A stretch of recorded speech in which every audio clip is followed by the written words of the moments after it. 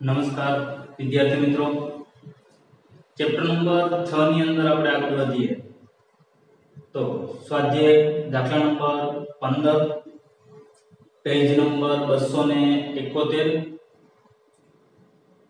E F અને G 4:3:3 ના પ્રમાણમાં નફો નુકસાન વહેંચતા એક પેઢીના ભાગીદારો છે. E તારીખ 31/3/17 ના રોજ નિવૃત્ત થાય છે. તે દિવસનું પાકું સરવૈયું નીચે દર્શાવ્યા મુજબ છે. ત્રણ ભાગીદારો E, F અને G નફા નુકસાનનું પ્રમાણ આપ્યું 4:3:3. E છે એ તારીખ 31/3/17 ના રોજ નિવૃત્ત થાય છે. પાકું સરવૈયું આપણને આપેલું છે. હવાલાની અંદર આપણે જોઈએ તો પેઢીની ભાગડીની કિંમત 7000 નક્કી કરી. પેલો પેઢીની ભાગડીની કિંમત કેટલી નક્કી કરી? 7000. તો ભાગડીની સીધી અસર થશે એટલે હવાલો આપણે બારોબાર ટીક માર્ક કરીશું. ત્યાર પછી બીજો જમીનની કિંમત, જમીન મકાનની ₹7000 અને ફર્નિચરની ₹2000 કિંમત નક્કી. જમીન મકાન આપેલા છે કેટલા? તો કે 6, જેની કિંમત 7000 નક્કી થઈ. અને ફર્નિચરની કિંમત 2000 નક્કી થઈ. તો ફર્નિચર આપેલું છે 3000.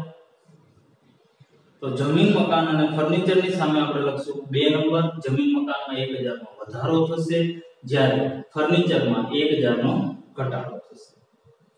ત્યાર પછી ત્રીજો હવાલો જોઈએ. સ્ટોક 10% વધુ કિંમતે બતાવેલ છે. E ને 5000 તરત જ ચૂકવી આપવા અને બાકીની રકમ લોન તરીકે આપવા. તો આની અંદર બે હવાલા છે. સ્ટોક 10% વધુ કિંમતે બતાવેલ છે એટલે સ્ટોકની સામે લખશું આપણે 3 નંબર. 10% વધુ કિંમતે બતાવેલ છે એટલે કે 100 રૂપિયાની વસ્તુ છે 110 રૂપિયાથી દર્શાવેલ છે. હોય 100 રૂપિયાની વસ્તુ પણ 10% વધુ કિંમતે બતાવેલ છે. એટલે 100 રૂપિયાની વસ્તુ કેટલાય બતાવી? તો કે 110. તો એ ઉપરના 10% બાદ કરવા માટે આપણે ત્રિરાશિ મૂકવી પડે. 110 એ 100. તો કેટલા આવ્યો સ્ટોક? તો કે 6601 કેટલા. ડાયરેક્ટ 10% બાદ કરી શકાય નહીં. 10% ઘટાડો કરવાનો કીધો હોય તો ડાયરેક્ટ 10% ઘટાડો થાય. પણ આ 10% વધુ કિંમતે બતાવેલ છે એટલે એને ત્રિરાશિ મૂકી પછી જે કિંમત મળે એ બાદ કરવી પડશે. એટલે સ્ટોકની સામે 3 નંબર લખશું. હજુ આગળ એમાં જ હવાલો છે. E ને 5000 તરત જ ચૂકવી આપવા અને બાકીની રકમ લોન તરીકે રાખવા. E ને 5000 તરત જ ચૂકવવા અને બાકીની રકમ લોન તરીકે રાખવા. તો એ હવાલો આપણે બારોબાર ટિક માર્ક કરીશું. 5000 રૂપિયા E ને આપવાના છે અને પછી જેટલા વધે એટલા શું કરવાનું છે? લોન કરવાની છે. ત્યાર પછીનો હવાલો છે F અને G એ E ને ચૂકવવા માટે અને 2000 કાર્યશીલ મૂડી તરીકે રાખવા માટે સરખે હિસ્સે રોકડ લાવવાની રહેશે. E ને જે 5000 ચૂકવવાના છે એ અને કાર્યશીલ મૂડી તરીકે 2000 રૂપિયા રોકડા રાખવાના છે. અત્યારે પાકા સરવૈયાની અંદર તમે જોવો તો રોકડ કેટલી છે? 400 રૂપિયા. એને કેટલી કરવાની છે? તો કે 2000. E ને 5000 ચૂકવવા માટે અને 2000 કાર્યશીલ મૂડી તરીકે રાખવા માટે F અને G સરખે હિસ્સે જરૂરી રોકડ લાવશે. તો એને પણ આપણે બરાબર ટિક માર્ક કરીશું.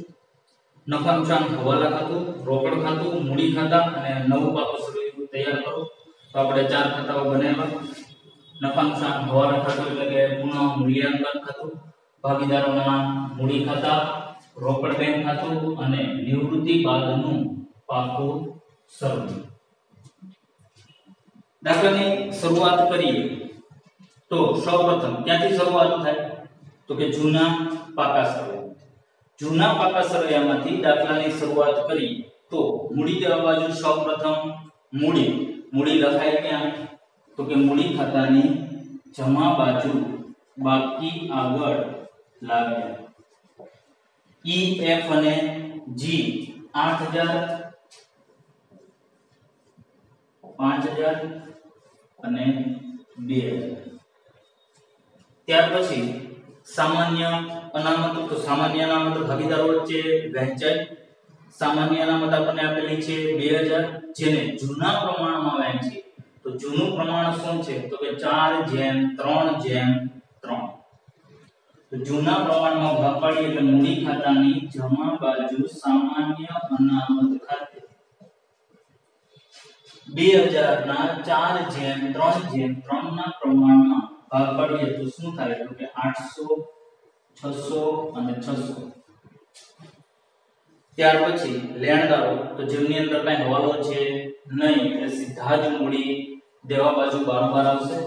મૂડી દેવા બાજુ અહીંયા આપણે લખીએ તો લેણદારો કેટલા છે તો કે 8000.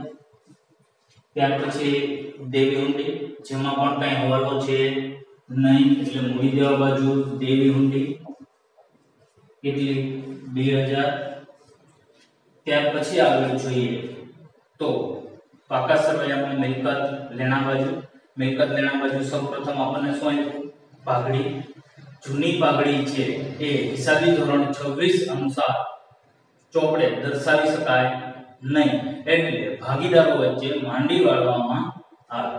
તો માંડી વાળવામાં આવે તો મૂડી ખાતાની ઉધાર બાજુ પાઘડી ખાતે કેટલી એવી છે તો કે 1000 રૂપિયા. 1000 ને જૂના પ્રમાણમાં ભાગ પાડીએ તો 4:3:3 એટલે કે 400, 300 અને 300. ત્યાર પછી આગળ વધીએ જમીન મકાન. તો જમીન મકાન ક્યાં આવશે તો કે મિલકત લેણા બાજુ. જમીન મકાન હવાલો છે એટલે અંદરના ભાગમાં 6000. હવાલાની અંદર જોઈએ તો બીજો હવાલો જમીન મકાનની કિંમત 7000 નક્કી. જમીન મકાનની કિંમત 7000 નક્કી થાય તો અહીંયા કેટલો વધારો કરવો પડશે પ્લસ વધારો કેટલો તો કે 1000. તો બરાબર કેટલા આવશે 7000. જમીન મકાનની કિંમતમાં 1000 નો વધારો થાય તો આપણને શું થાય ફાયદો. મિલકતની કિંમત વધે એટલે ફાયદો થાય તો જમા બાજુ જમીન મકાન ખાતે કેટલા તો કે 1. ત્યાર પછી આપણે જોઈએ તો ફ્રી હોલ્ડ મિલકત જેમની અંદર કઈ હવાલો છે નહીં તે મિલકત લેણા બાજુ આપણે લખશું ફ્રી હોલ્ડ મિલકત કેટલી આપેલી છે તો કે 3000. ત્યાર પછી ફર્નિચર તો એ પણ મિલકત લેણા બાજુ ફર્નિચર 3000 રૂપિયા આપેલું છે હવાલો છે એટલે અંદર નામ. ફર્નિચરની કિંમત 2000 નક્કી થઈ. બીજા હવાલામાં કીધું ફર્નિચરની કિંમત કેટલી નક્કી થાય 2000. તો આ 2000 કરવા હોય તો કે માઈનસ ઘટાડો કેટલો તો કે 1000 નો. તો બરાબર કેટલા આવશે 2000. ફર્નિચરની કિંમતમાં ઘટાડો થાય તો આપણને નુકસાન થાય તો પુનઃમૂલ્યાંકનની ઉધાર બાજુ ફર્નિચર ખાતે કેટલા તો કે 1000. ત્યાર પછી આગળ જોઈએ તો સ્ટોકની અંદર પણ હવાલો છે. મિલકત લેણા બાજુ સ્ટોક 6600. સ્ટોકની અંદર હવાલો કીધો સ્ટોક 10% વધુ કિંમતે બતાવેલ છે. 10% વધુ કિંમતે બતાવેલ છે એટલે એનો મતલબ શું થશે તો કે આપણે એની ગણતરી કરીએ. સ્ટોકની ગણતરી 10% વધુ કિંમતે બતાવે છે એટલે ધારો કે આની પડતર કિંમત કેટલી હશે તો કે 100 રૂપિયા. જે ચોપડે કિંમતે કેટલે દર્શાવ્યું છે તો કે 10% વધુ કિંમત એટલે ચોપડે કિંમત થાય 110. હવે આપણે જે કિંમત હકીકતમાં છે એ જ કિંમતે દર્શાવવું છે અને આપણી પાસે ચોપડે કિંમત છે. પડતર કિંમતથી નોંધવાના થાય 10% જે વધુ દર્શાવેલ છે એ બાદ કરવાના છે. તો એના માટે શું કરાય તો કે ચોપડે કિંમતે ચોપડે કિંમત 110 ત્યારે પડતર કિંમત 100 તો ચોપડે કિંમત 6600 ત્યારે કેટલા તો કે 6600 ગુણ્યા 100 છેદમાં 110 એટલે 6000 રૂપિયા પડતર કિંમત નક્કી થાય. હકીકતમાં સ્ટોક કેટલો આપ્યો 6600 હોવો જોઈએ કેટલો 6000 તો વધારાના 600 છે એને આપણે ઘટાડો કરશું એટલે માઈનસ ઘટાડો 600 રૂપિયા એટલે બરાબર આવશે 6000. ઘટાડો થાય તો આપણને નુકસાન થાય તો ઉધાર બાજુ સ્ટોક ખાતે કેટલો ઘટાડો થયો 600 રૂપિયા. ચાલો ત્યાર પછી તો કે દેવાદારોની અંદર કઈ હવાલો છે નહીં એટલે સીધા જ બરાબર આવશે. મિલકત લેણા બાજુ દેવાદારો 7000 રૂપિયા. ત્યાર પછી રોકડ તો રોકડ બેંક ખાતું આપણે બનાવેલું છે. રોકડ બેંક ખાતાની ઉધાર બાજુ બાકી આગળ લાવ્યા 400 રૂપિયા. પાકા સરવાળામાંથી બધી જ અસરો અપાયા પછી હવે બાહ્ય હવાલાઓની અંદર જોઈએ તો બાહ્ય હવાલાઓ આપણને આપેલા છે. બાહ્ય હવાલાની અંદર જોઈએ તો કયો હવાલો બાકી છે તો કે પહેલો હવાલો પેઢીની પાઘડીની કિંમત 7000 નક્કી કરવી. તો પાઘડીની સીધી અસર કરવાની થશે. પાઘડીની સીધી અસર કરીએ તો જૂના પ્રમાણમાંથી નવું પ્રમાણ બાદ કરીએ માઈનસ આવેલા ઉધાર પ્લસ આવેલા જમા. તેના માટે આપણે લખીએ ભાગીદારો કોણ તો કે ઈ એફ અને જી. સૌપ્રથમ પાઘડી કયા પ્રમાણમાં વેચશું જૂના પ્રમાણમાં તો અહીંયા લખીએ જૂના પ્રમાણમાં ભાગ પાડીએ તો જૂનું પ્રમાણ છે 4:3:3 તો 7000 ના જૂના પ્રમાણમાં ભાગ પાડીએ 4:3:3 તો કે 2800 2100 અને 2100. હવે તો કે નવા પ્રમાણ તો કે નવું પ્રમાણ આપણી પાસે છે નહીં તો નિવૃત્ત કોણ થાય છે તો કે ઈ નિવૃત્ત થાય છે. તો વધ્યું કોણ તો કે એફ અને જી. તો અહીંથી નવા પ્રમાણમાં ઈ ને બાદ કરીએ તો નવું પ્રમાણ શું થાય તો કે 3:3 એટલે કે 1:1. તો 7000 ના ભાગ પાડીએ તો f ના ભાગે 3500 g ના ભાગે 3500. જૂના પ્રમાણમાંથી નવું પ્રમાણ બાદ કરીએ 2800 માંથી 0 ગયા એટલે 2800. 2100 માંથી 3500 બાદ કરીએ તો -1400. 2100 માંથી 3500 બાદ કરીએ તો -1400. માઈનસ આવેલા ઉધાર પ્લસ આવેલા જમા. તો માઈનસ કોના આવ્યા તો કે f અને g ના તેમના ઉધાર થશે અને e ના પ્લસ આવ્યા તો એમના જમા થશે. તો આના પરથી આમ નોંધ આપણે લખીએ તો આમ નોંધ શું લખી શકાય તો કે f ના મૂડી ખાતે ઉધાર g ના મૂડી ખાતે ઉધાર તે e ના મૂડી ખાતે જમા.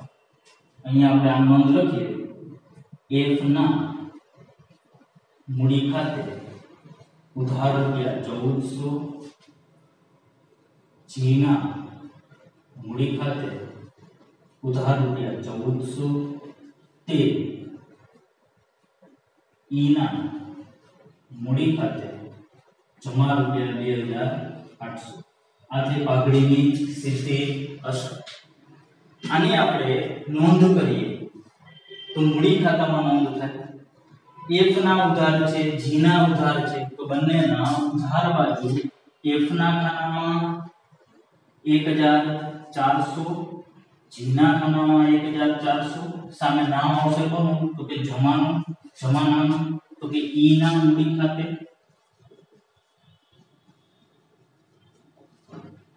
હવે જમા કોના થયા તો કે ઈ ના કેટલા તો કે 2800 તો જમા થયા છે એટલે જમા બાજુ ઈ નાખવાનું પણ નામ કોનું તો કે ઉધારનું તો F અને G તો અહીંયા બે વખત લખવા પડશે 1400 સામે નામ કોનું તો કે F ના મૂડી ખાતે અને G ના મૂડી ખાતે આ થઈ પાઘડીની સીધી અસર હવાલા નંબર 1 હવે આપણે આગળ વધીએ તો કયો હવાલો બાકી છે તો કે ત્રીજા હવાલાની અંદર અડધો ભાગ બાકી છે ઈને 5000 તરત જ ચૂકવવા અને બાકીની રકમ લોન તરીકે રાખવી તેના માટે આપણે પહેલા પુનઃમૂલ્યાંકન ખાતું બંધ કરી અને ઈ નો ટોટલ કરવો પડશે અને એ સિવાયનો એક હવાલો છે F અને G ને F અને G એ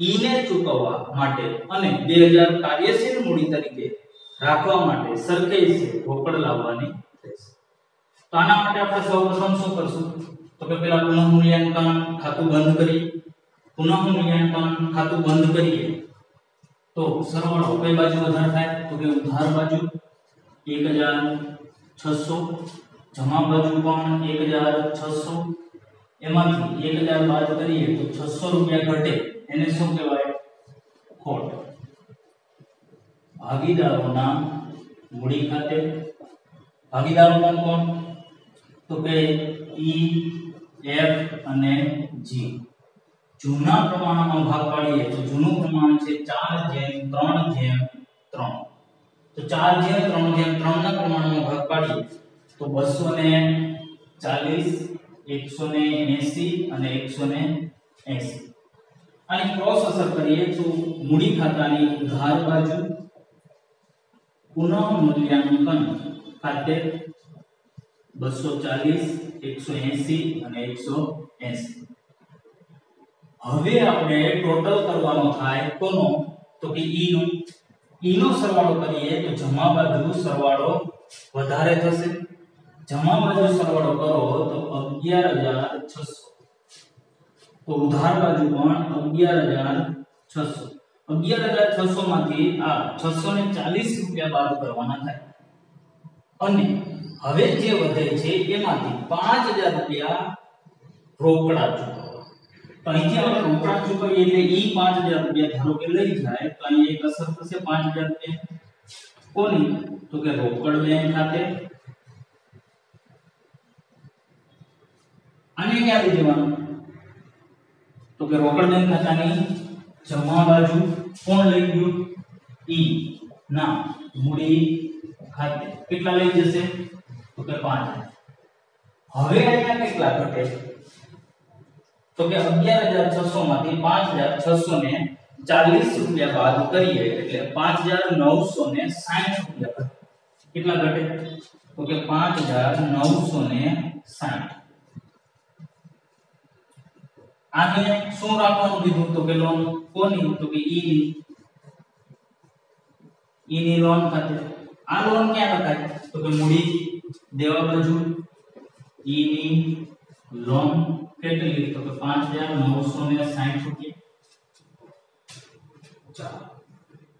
હવે આપણે F અને G નો ટોટલ કરી શકીએ પણ F અને G નો ટોટલ કરવા માટે આપણને હજી એક છેલ્લો હવાલો કીધો જેમની અંદર શું કીધું તો કે F અને G E ને ચૂકવવા માટે અને 2000 કાર્યશીલ મૂડી તરીકે રાખવા માટે સરખે હિસ્સે રોકડા લાવવાના રહેશે તો રોકડ બેંક ખાતાની અંદર તમે જુઓ તો ચૂકવી દીધા કેટલા E ને 5 હજુ 2000 કાર્યશીલ મૂડી રાખવાની છે તો કાર્યશીલ મૂડી રાખવાની છે એટલે એનો મતલબ એવો કે અહીંયા બાકી આગળ લઈ ગયા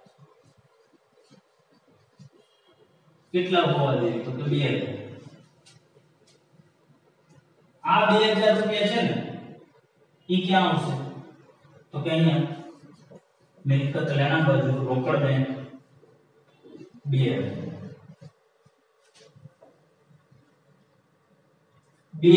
ઈ ને ચૂકવવાના અને 2000 કાર્યશીલ મૂડી એટલે રોકડ શિલક હવે તમે રોકડ બેંક ખાતાનો ટોટલ કરો તો જમા બાજુ સરવાળો વધારે કેટલો તો કે 7 તો ઉધાર બાજુ કેટલા આવે 7 7000 માંથી ઘટે કેટલા 6600 આ 6600 રૂપિયા ઘટે છે એ કોણ લાવશે તો કે F અને G કેવી રીતે લાવશે તો કે સરખેજ તો 6600 રૂપિયા ઘટે છે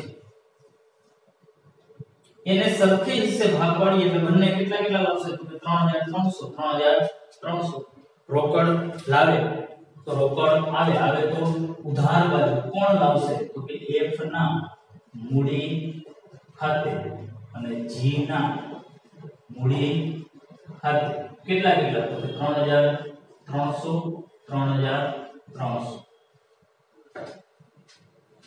રોકડ આવે છે તો રોકડ ખાતાની ઉધાર બાજુ લઈ ભાગીદાર લાવે છે એટલે મૂડી ખાતાની જમા બાજુ કારણ કે મૂડી ખાતે જમા થશે રોકડા લાવે તો રોકડ ખાતે ઉધાર ને મૂડી ખાતે જમા તો મૂડી ખાતાની જમા બાજુ રોકડ બેંક ખાતે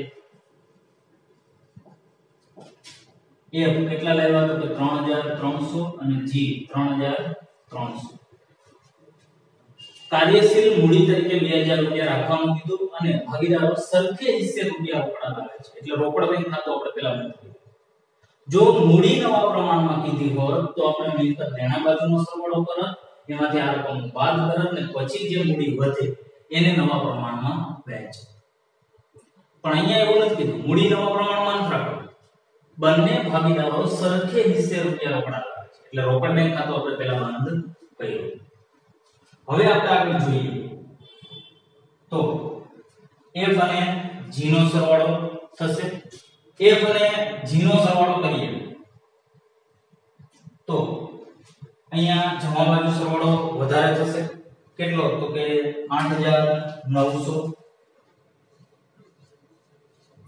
તો ઉધાર બાજુ પણ 8900 માંથી આ ઉપરની રકમ બાદ કરીએ 300 1400 અને 180 એટલે 7020 રૂપિયા એવી જ રીતે G નો સરવાળો કરીએ તો G નો સરવાળો કેટલો થશે તો કે 5900 તો ઉધાર બાજુ પણ 5900 5900 માંથી આ બાદ કરીએ તો કેટલા વધશે તો કે 4020 આને શું કહેવાય તો કે બાકી આગળ લઈ ગઈ ક્યાં લઈ જશું તો કે મૂડી જવા બાજુ મૂડી ખાતા કોણ તો કે F અને G F ના 7020 G ના 4020 એટલે કુલ મૂડી છે 11040 હવે પાકા સરવૈયાનો સરવાળો કરીએ તો પાકા સરવૈયામાં મૂડી દેવા બાજુ અને મિલકત લેણા બાજુ સરવાળો કરીએ તો 27000 બંને બાજુ સરખો જ થશે દાખલા નંબર 15 શું તમારે ખાસ યાદ રાખવાનું છે તો કે જૂના ભાગીદારો છે એ સરખે હિસ્સે રોકડમાં રકમ લાવે છે એટલે પહેલા રોકડ બેંક ખાતું બંધ થશે પછી જ ભાગીદારોના મૂડી ખાતા બંધ થશે એક જ વાળો ચોથો વાળો છે ઈને ચૂકવવા માટે અને 2000 રૂપિયા કાર્યશીલ મૂડી તરીકે રાખે F અને G સરખે હિસ્સે જરૂરી રોકડ લાવશે તો 5000 રૂપિયા ઈને ચૂકવા 2000 કાર્યશીલ મૂડી રાખી એટલે ટોટલ 7000 ની જરૂર હતી એમાંથી 400 રૂપિયા આપણી પાસે હતા એટલે 6600 ઘટ્યા એને બે સરખા ભાગમાં વહેંચીએ તો F 3300 લાવે અને G 3300 લાવે જે રોકડા લાવે છે એટલે મૂડી ખાતાની જમા બાજુ અને ત્યાર પછી ભાગીદારોના મૂડી ખાતા બંધ કરવામાં આવે. Thank you.